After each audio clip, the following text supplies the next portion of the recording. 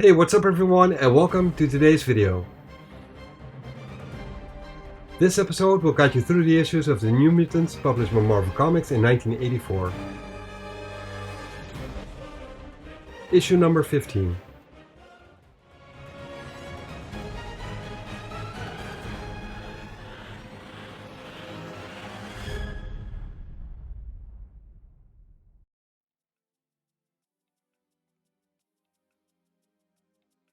The best time for casting spells is very early in the morning, when everyone is asleep and not likely to notice.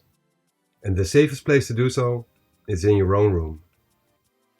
Illyana Rasputin is doing so now, secretly, because none of her fellow students at the School for Gifted Youngsters know that she can perform magic, and she certainly means to keep it this way. Protected by a magic circle, she's casting one of the simpler enchantments, as she's separating her astral form from its physical shell, allowing her to slip out of the house unseen. This allows her to travel to the other side of the planet in a blink of an eye, passing through any obstacle. Time and distance virtually mean nothing to her. As she's moving northeast, she thinks about how Kitty promised her to call her as soon as she and her friend Douglas Ramsey had arrived at the Massachusetts Academy. But all this time, she hasn't heard a word from her. And to make things worse, the X-Men have now disappeared as well. It's entirely possible that Kitty has forgotten. To be fair, she has done so before. But Illyana figures it won't hurt to make sure that Kitty is doing alright. Kitty had told Illyana the school is located on the outskirts of town. She had been here before and hated the place, and she has good reason to. If it had not been for Doc asking her to come along, she wouldn't have wanted to go anywhere near the place. As Illyana approaches the school, she thinks it looks peaceful and beautiful, but she knows that is just a facade. A facade as deceptive as her own is. She knows that Emma Frost is the headmistress of the academy, and that she's also the White Queen of the Hellfire Club, which is a secret society whose goal is to rule the world. Illyana then thinks it strange how those people are so wealthy, yet not content with that. But then again, Illyana knows from first-hand experience just how addictive a drug power really is. The more you have it, the more you want it. In the meantime, Illyana has made her way down to the secret complex below the school both Kitty and Aurora had told her about. And then she sees Kitty, bound to a chair and wearing some kind of costume, and the White Queen is standing right next to her. Kitty tells the White Queen that she will not get away with this, but Emma tells her that it's already done. Kitty is trapped without the powers of phasing to help her escape. Illyana thinks how messed up it is that Kitty was first kidnapped by the Morlocks, and now finds herself being held prisoner again. Illyana was right to be concerned about her, and just hopes that she can be of some use to help her friend. The White Queen has special plans for Kitty. She likes a good fight with a worthy opponent, and she tells Kitty that she can rage all she wants and resist with all her might, but when she's finished with her, she won't ever want to leave her side. Kitty then tells Emma that the X-Men, but Emma interrupts her, telling Kitty that if her teammates had been planning on rescuing her, they would have been here by now. Kitty then says that her friend Doc will surely call the police, but Emma then shows Kitty that to Doc, she is not missing at all. Actually, Doc perceives reality entirely different at this moment, courtesy of Emma Frost's telepathic abilities. She shows Kitty that in Doc's perception of the world, he is now making out with Kitty, but it's merely in his mind. His fantasies come to life as real as they can get, through Emma's manipulation of the boy's mind. It is an easy task for Emma, because Doc loves Kitty, so that makes his emotions easy to play with. Kitty says that Emma is lying about this, and she tells Kitty that Doc would possibly deny it being true. Just like Kitty probably would deny her feelings for him as well. Kitty then says that he's just a friend and nothing more, but Emma tells Kitty that she thought she would know better by now, than to try and deceive a mind reader. Kitty then asks Emma why she's doing this, and Emma tells her that her and Douglas are both mutants, valuable commodities which Emma wants to control. Kitty then says that she now sort of regrets feeling sorry for Emma, after she had learned what Mastermind had done to her. And Emma asks Kitty if she would like to taste what that felt like. She tells her that Mastermind confronted her with illusions so terrible, primal, and personal horrors that her mind retreated into a catatonic state. A living death he believes she would never wake up from, lacking the strength and courage to drag herself out of that abyss. But he was obviously wrong. He underestimated her, and she advises Kitty to not make the same mistake. She tells Kitty her worth is finite, and she suggests for Kitty to not push her luck. Kitty then says that she's scared, but Emma says that she knows and that it's a fine act. Emma then asks Kitty if she should make her an offer she cannot refuse. And Kitty answers that she should only do that if she wants a real rude suggestion as to what she can do with that offer. Emma then tells Kitty that she has a nice streak of nastiness that rivals her own, and that she would surely enjoy belonging to the Hellfire Club. Kitty tells her there is no chance of that ever happening.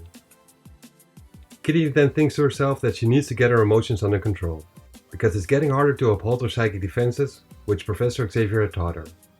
But Emma then telepathically tells her that it won't do her any good. Kitty tells Emma to get out of her mind, but Emma tells her to make her. If only Kitty could get her hands on her, but she can't. The White Queen then tells Kitty that she's completely at her mercy, just like her parents are. Kitty doesn't understand what she meant by that, and Emma tells her that she can do a lot. She can do things for her parents or to her parents. She can grant them wealth and power, basically give them anything they desire, or she can crush them mentally, just like Mastermind tried to do to her. Emma then asks Kitty if she really wants to see her parents penniless, starving and homeless, in rags, and totally without hope. Kitty says that Emma cannot do that, but Emma tells her to try her, to which Kitty responds that it isn't fair, and then she gasps. She noticed Ileana, even though Ileana is confused on how that's even possible. Ileana can then sense the White Queen's side powers, and notices that she can see her too now. Kitty tells her to run, but it's too late, as Emma attacks Ileana and shatters her astral form to bits. And this has ramifications as to what happens to Ileana on the physical plane. All of the New Mutants, back in Westchester, New York, come rushing out of their respective bedrooms, because they can hear a loud and frightful scream coming from the X-Men wing of the mansion. They immediately know that it had to have been Ileana, since she is the only one in that part of the school right now. They find her bedroom door locked, but Sam kicks it in, asking if Ileana is okay. But Ileana is far from okay.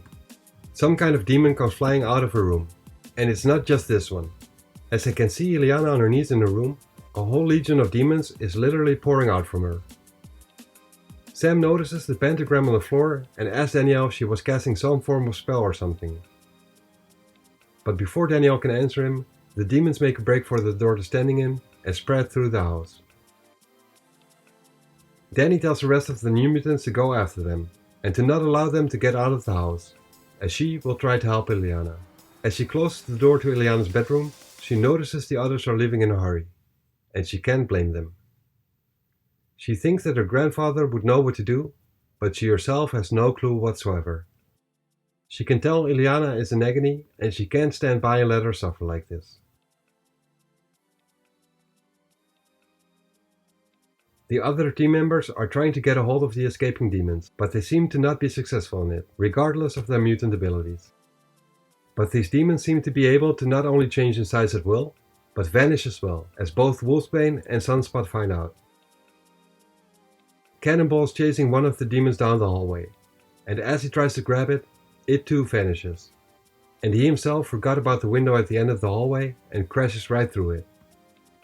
Magma reminds him that they were not supposed to let these demons go outside, and Cannonball tells her that he didn't do it on purpose.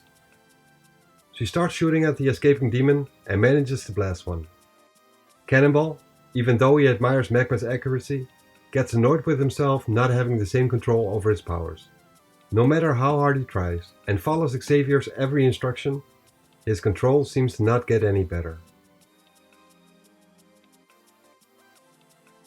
Back in Ileana's bedroom, Danielle can tell that the demons do not seem to want her getting any closer to Ileana.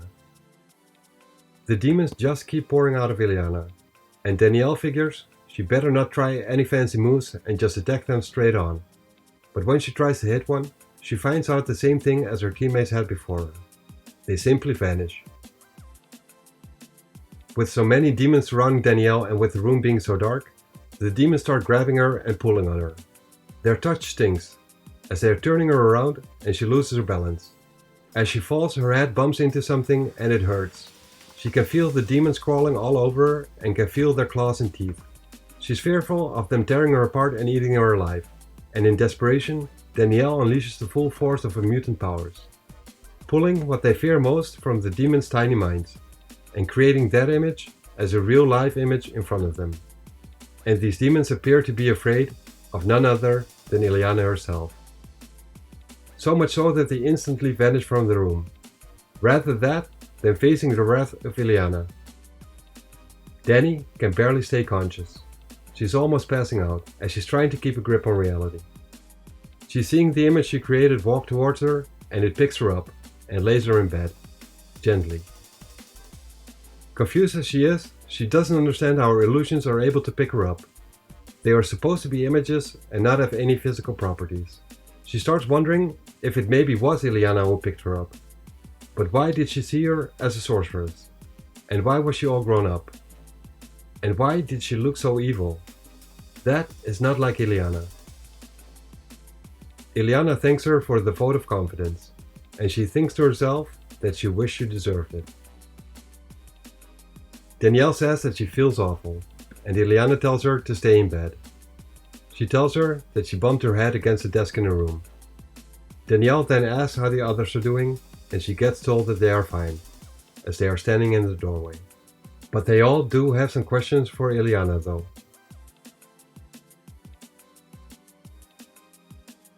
A little bit later in the kitchen, the new mutants are asking Ileana what she was trying to do and what went wrong. Sam is acting a bit threatening towards Ileana, but Danielle tells him that she is not the enemy. Sam, though, is not so sure about that. Ileana then tells him that apart from her being a mutant, she is also a sorceress. The secret is out. She can no longer hide it anymore. She then says how she tried to find Kitty to make sure that she's okay, and how she found out that Kitty is being held captive by the White Queen, who has apparently recovered from the coma she was in. She then tells them what Emma's plans are with Kitty and how she found out Ileana was there, and attacked her with a mind blast, which resulted in the backlash releasing all the demons. Ileana is still not sure how Kitty was able to see her astral form, as she should have been invisible to the naked eye. Ileana then tells the others that she really wants to rescue Kitty, because of what she has done for her in the past. Danielle tells Ileana that Xavier's rules dictate that if he or the X-Men are not around, they should ask the Fantastic Four or the Avengers for help, and she asks who wants to place the call for help. Roberto places both calls, but he only finds the assistant and the butler of both teams. They all seem to be preoccupied at the moment. Danielle thinks it's a bit scary to find out that not only the X-Men, but now also the Avengers and Fantastic Four seem to have disappeared. Amara asks why, and Sam explains. He then concludes that Kitty may have just run out of luck. Ileana then asks him what he means by that, because they themselves have not been kidnapped. They can try and liberate Kitty. Sam tells her they are only kids. Ileana then tells them that if the situation was the other way around, Kitty would immediately jump up and try and rescue them, without any hesitation. She then walks off, telling them she won't force them to do anything if they wish to stay behind. Amara tells her to wait. She tells the others it's a question of honor and they are duty-bound to aid her. Ileana thanks Amara for her support in this. Sam asks how they're supposed to go all the way to Massachusetts because he's not sure if he can carry everyone there, and even if he can, how long will he have to rest up after that? Ileana adds that her teleporting ability is too unreliable, and they should probably only use it if absolutely necessary. She can tell by the look on the others' faces how relieved they are. They are obviously scared of her. She wonders how long that will remain the case, and if Kitty and the X-Men feel the same way. Danielle then suggests that Sam could drive the car, especially since neither one of them is qualified to use the X-Men's airplane. But Roberto tells her that is not a good idea either. A bunch of kids cruising around in a Rolls Royce is bound to raise some eyebrows. and he then says that Stevie Hunter is on vacation, so they cannot turn to her for help either. He then suggests for them to crack open their piggy banks and see how far they can get with that money combined. Once all that money has been tallied up, they find out that they have just enough for the bus fare and a little extra for other expenses.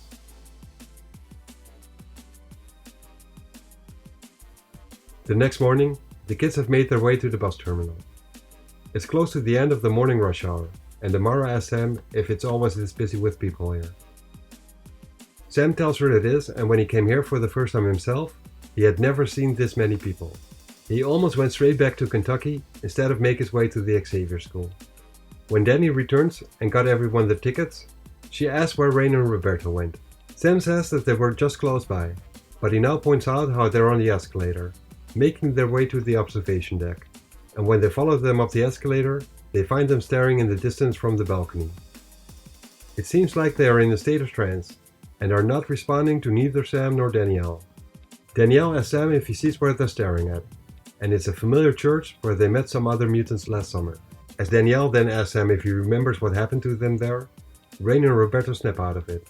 Roberto says that something was pulling them in, and Rain wonders if Roberto experienced this calling the same way she had, a terrible, animalistic hunger for blood, and she's scared of what is happening to her.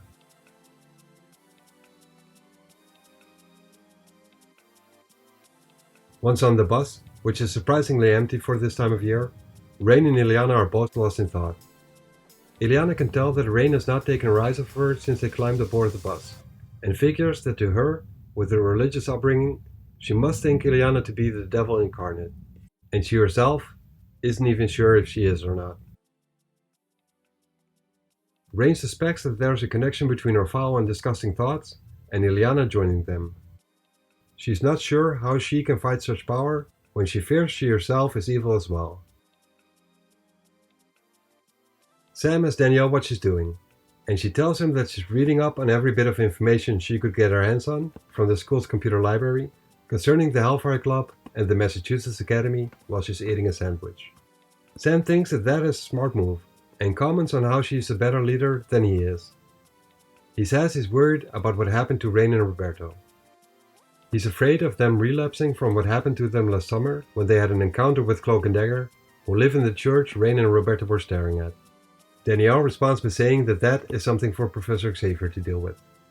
But Sam says that with him and the X-Men gone, and them not knowing when they will return, they may have to deal with this themselves. But Danielle tells him that they have more immediate problems to deal with right now. Danielle is fully aware of just how dangerous the Hellfire Club is, and that if they don't work together as a well-trained team and make one single mistake, they will get slaughtered. Sam then walks to the front of the bus, thinking they will probably get slaughtered anyway. Before they left the mansion this morning, they had wanted to do an exercise in the danger room, but the Hellfire Club combat sequence they tried to initiate got rejected by the computer, saying it was too dangerous a program to run for novices like them. X-Men level exercises are not allowed to be run by them alone. He is scared of the fact that if a practice exercise was too dangerous to try, it can only mean that the real thing is even more dangerous. He then notices Roberto and Amara enjoying the sights from the bus. He should probably be jealous, but he's simply too scared right now to even give it any thought. The Hellfire Club has an edge over them, in age, size, and experience. On the other hand, they do have the element of surprise working in their favor, and they have no idea what Ileana and Amara are capable of. They might just get lucky and be able to pull this off. He then asks Rain why she has such a grim look on her face. She whispers to him to be quiet, because she might hear him. He asks her if she's talking about Ileana, and asks what it matters if she does hear him. She then whispers to him again, saying she's a witch. He then tells her, "Big deal, you're a werewolf." Rain tells him that she knows what she is and that they are both the spawn of Satan. Sam then tells her to not talk like that, and that the first book his dad taught him to read was the Bible, and that he was going to Sunday school long before she was born. And he tells her that he's pretty sure his beliefs are as strong as hers. He tells her he thinks it's nonsense to say that she's evil simply based on what she is. Rain then tells him that her minister thinks different, and Sam asks her what does he know. Sam then tells her it's not for human beings to decide what's good and what's evil. It is not for them to decide what plans God has in store for everyone. The same goes for how Sam lost his father at an early age. He says that God will judge her and everyone else in due time, in his own way, and until then she should do the best she can with what she has. He tells her that being a mutant is just a label. It doesn't matter. What is truly important is how she lives her life. He tells her to give herself a chance and then give Illyana the same chance. Rain then starts crying and tells him her mother died in childbirth, and that her Reverend Craig told her that it was her fault she died, that it was a sign for God's displeasure with her mother's life and for her creation. He told her it was up to her to atone for her mother's sins and to save her from eternal hell. She then asks Sam how she will ever be able to do that, when she feels herself becoming more wicked than her mother could ever have been. She then tells Sam that she misses her mother and wishes she had a chance to know her. Sam then tells her that she must have been a lovely lady, and he tells her that he misses his family too. He writes his mom and his siblings, but it's just not the same as seeing them. He then asks Rain if she would like to come along with him when he goes to visit his family next time around. He is sure that she will like it and that they will like her. Rain says that it's very kind of him and tells him she would love to. He then tells her that no matter what anyone ever tells her, whatever she thinks about herself, she will always be his friend. And that goes for all of them.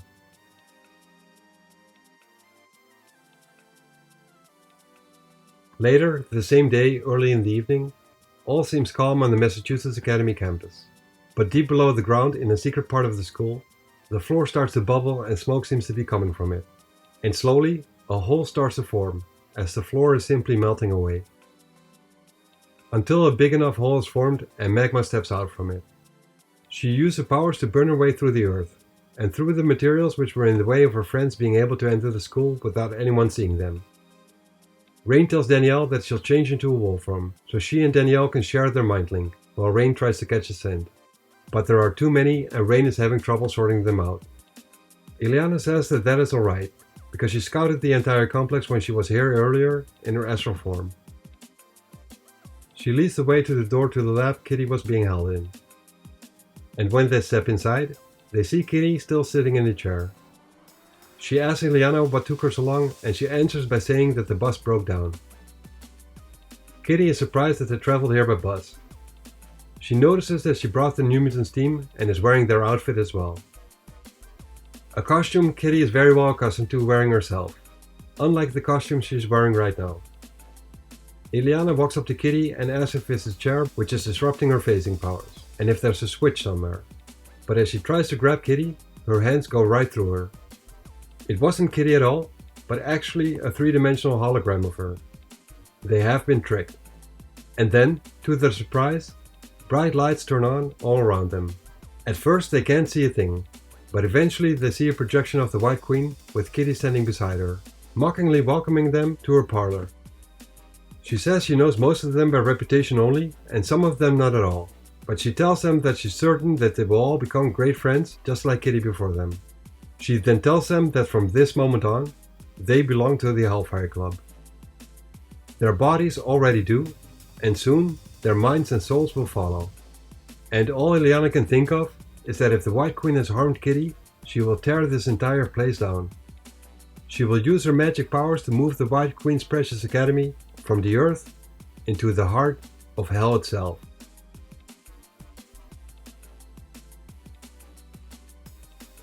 Thanks for watching this video and I hope you enjoyed it.